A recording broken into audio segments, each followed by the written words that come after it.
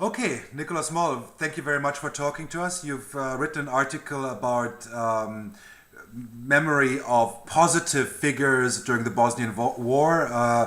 Srđan Aleksić, who has been also commemorated in popular culture and movies. So, what does it tell us? What does his story and his popularity of his story tell us about remembering of the war in Serbia and Bosnia?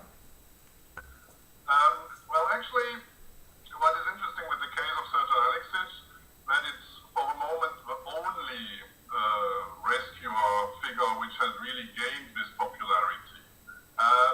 So, of course, there are a lot of these positive stories which have been collected already very soon after the war by different non-governmental organizations especially.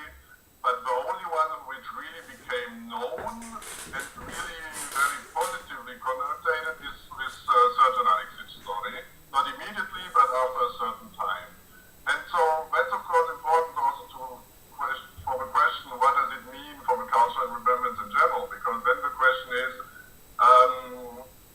this just a very individual case, which means, that the political importance is not so important because it's just one person, or is it nevertheless something more? So of course it's just one case for a moment, but nevertheless I see a signification because for what it says about the culture of remembrance in Bosnia-Herzegovina in the region, because it's not only related to Bosnia-Herzegovina, because it shows that 20 years after the end of the war in Bosnia-Herzegovina, it is a figure has succeeded to break up a little bit this usual scheme of victims and perpetrators. Yes, so this focus, which is very focused on these two type of figures, and of course the figure of rescuer enlarges the vision of the war. Yeah, so that's one signification.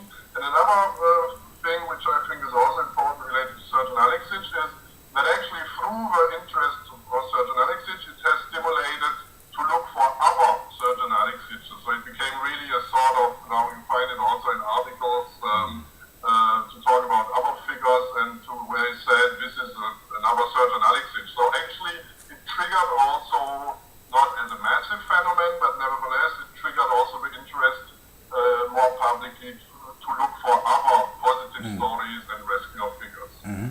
You're pointing out in your article that there was the first phase during and after the war until the mid-2000s when there wasn't much public awareness of this case. And then you describe how gradually his story is uncovered and becomes popular. Do you think it's just a coincidence, or is there also a change in the political atmosphere which makes the story more appealing in 2006, 2007 and so on, rather than in the first decade after the war? Yeah, I think it's a combination of different factors. So of course if we talk about the promotion of the story doesn't happen out of the blue, but there are persons behind it to promote it, and what is interesting that they are coming also from different boards and from different countries of the but actually what is interesting that the real memorialization public starts in Serbia in 2007 with the documentary movie for the Serbian public television called Srđo, which is really the trigger of then other NGOs and politicians took over a little bit also this topic. And for me this is not a coincidence, because if we talk about 2006, 7, 8 in Serbia, this is of course also a phase where the dealing with the past of the 1990s sees also some changements and some modifications. We know that shortly before this famous video about the scorpions killing Bosniaks in Srebrenica has been released, there has been the Milosevic trial. And so basically in Serbia things are going around with awareness about the role of Serbia during the 1990s becomes a more important topic.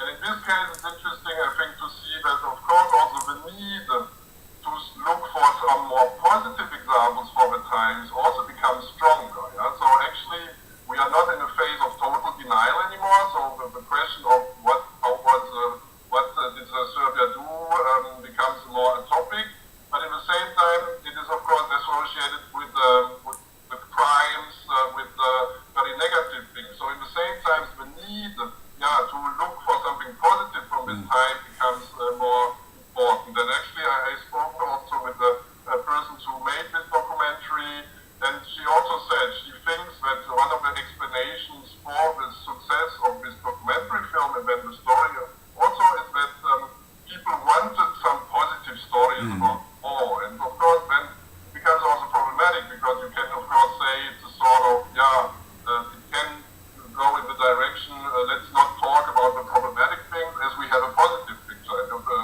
positive example. So that's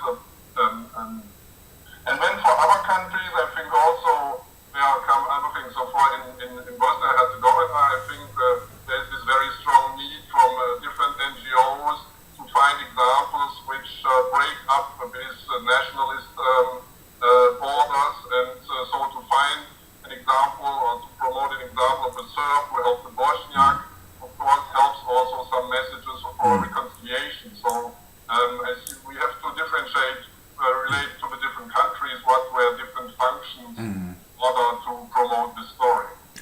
But you're also pointing out that that story is also problematic in the sense that the kind of hero figure is devoid of some of the context in a certain way, the narrative. On one side, you mention, of course, the fact that he was a member of a paramilitary group, so in that sense, that kind of doesn't fit into the hero narrative, and also how his deed is kind of decontextualized from the environment of ethnic cleansing and the crimes committed by the Bosnian Serb army. So is in a certain way the story is framed becoming actually a way which is a story of a good person in times of evil, to quote the book about having these stories, but at the same time not really challenging the narratives of the war, not really challenging the kind of crimes committed for political purposes, the ethnic cleansing and so on.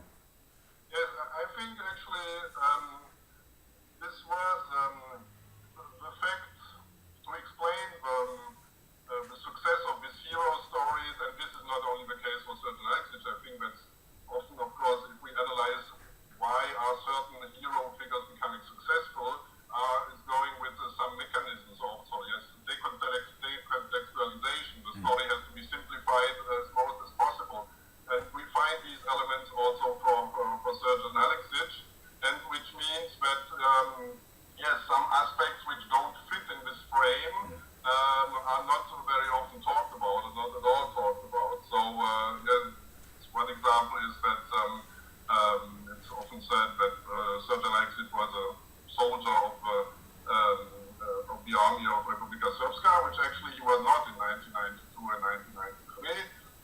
He had joined a paramilitary group, so there is no evidence at all that this paramilitary group, that he had committed any crimes. But nevertheless, of course, it doesn't sound good, paramilitary group, when we talk about the 90s. And so it's not a topic which is not at all known. For example, in interviews with his father, he mentioned it. Yeah, but of course, I think if we talk about the public reception and to become a hero which becomes a little bit universal, it is easier to put away this kind of elements. And it is true also that through these simplifications and decontextualizations, it sometimes can help to avoid, to tackle more problematic aspects. And one of the most problematic aspects linked to the story of Srđan Aleksić, which is not often talked about, is the date. It takes place in January 1993, and so often this story could have happened everywhere at any time. Yes, true, of course, it's a story of somebody else who is aggressed, could have happened at different moments in different parts of the country, but it happens in January 1993, and when you know that January and February 1993 are also the months of the massive ethnic cleansing in Trebinje, where the Bosniak population is chased away from the town, then of course the story becomes also not just the individual helper story, but it becomes also part of the more general context. And of course, for me, it would be important to much more also put this story in its general context and not just to see it as an individual story. Do you see, so I mean, how would you, in a certain way, at the end of the day, assess this way of kind of individualizing the story? Of course, in one way, you can say this has been made into a movie, Circles, Krugovi. So it's a story which lends itself to kind of public imagination in a way in which the complexity of a war with all the grays which you mentioned doesn't. But so do you think that this event and this commemorialization adds to the actual kind of reflection about the war in a positive way, or is it in a certain way ending up being just this story of an individual hero and doesn't really advance this kind of real self-reflection about the war well, particularly in Serbia and in the Republika Srpska? I think it's ambivalent. It's doing both, actually. It helps in a certain way to not to talk about the war, and on the other side it helps to address the war. But that really very much depends on how each of us uses the story. Because of course you often hear when you read comments, or it's just hero. He's a hero, point, and that's all. So of course with that you don't come very far. So it's really. But on the other hand, I think for others who are dealing with these stories, it can be a starting point of asking questions, in different ways. It can be a starting point for asking, how would you have behaved in the war? And it can be a starting point in what context did this act of Srđan Aleksić helping his acquaintance take place. So I think that this is also, I think, the responsibility of especially non-governmental organizations want to promote this story, to not stay limited to this hero narrative, but to go beyond, and to ask, different questions related to this. And in that case, it can become more than just one positive story. Nevertheless, I think the fact to build a positive hero narrative is already politically important, because we know that currently the heroes are promoted in post-Yugoslav space are mostly war criminals or profiteers or others. So actually, of course, it adds really a potential additional view on the complexity of the war. But I think it really depends on NGOs, of researchers to go beyond the simple story and to ask questions which go more deeply into the conflict. Well, Nicolas, thank you so much. I think you're raising these questions in your article, so there's a lot more material there. Thank you for speaking to me about the article and, of course, for writing it as well for the journal. Thank you.